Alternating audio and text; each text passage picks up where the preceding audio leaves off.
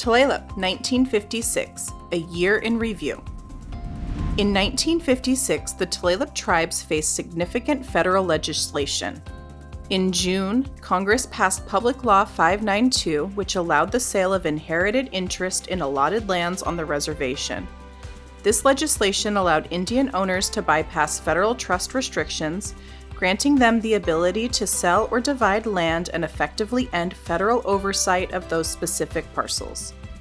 The key purpose of the federal law was designed to address issues regarding subdivided heirship lands on the reservation, enabling owners to manage or sell their interests through state courts.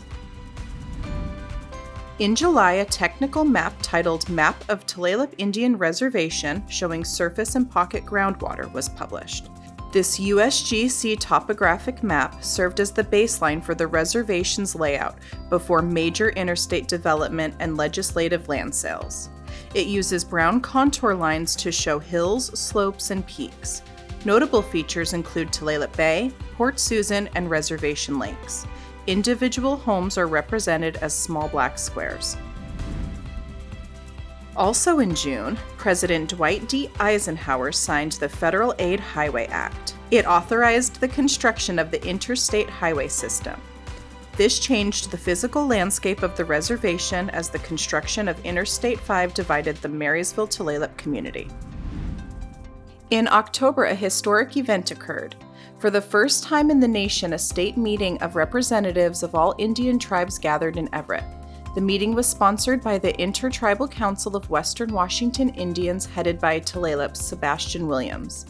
The two-day meeting stressed panel discussions on matters of vital importance to all Indians. In 1956, linguist Leon Metcalf photographed and recorded Martha Williams Lamont. Martha was a prominent tribal storyteller. The recordings are foundational to the Tulalip-Lushootseed language archives, preserving traditional oral histories that were at risk due to the suppression of Native culture in previous decades. Births in 1956.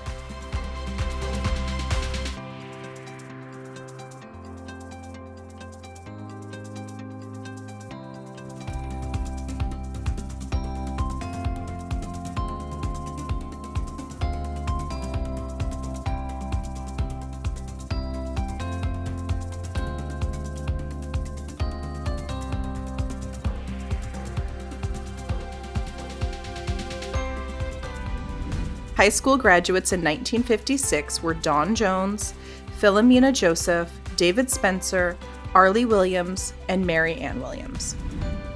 The 1956 Board of Directors saw George Jones Sr. and Arthur Hatch voted in.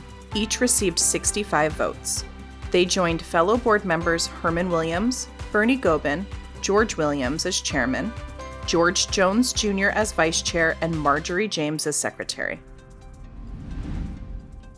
In 1956, Harriet was a central figure in Tulalip activism, focusing specifically on securing educational infrastructure and rights for the reservation's youth. She actively agitated the district into constructing a new school specifically on the reservation. Harriet was also a leader and represented the Tulalip tribes in various groups throughout the greater community. In February, Ruth Shelton, widow of Chief William Shelton, celebrated her birthday.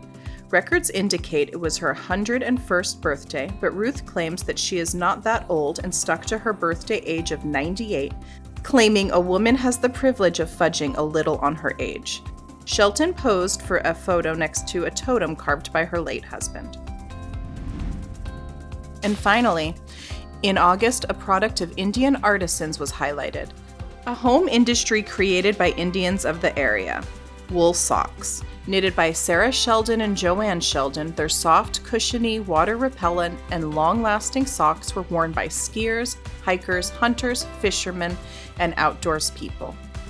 The creation of these socks was a four-phase endeavor: raising the wool, carding the fleece, spinning the yarn, and knitting the socks.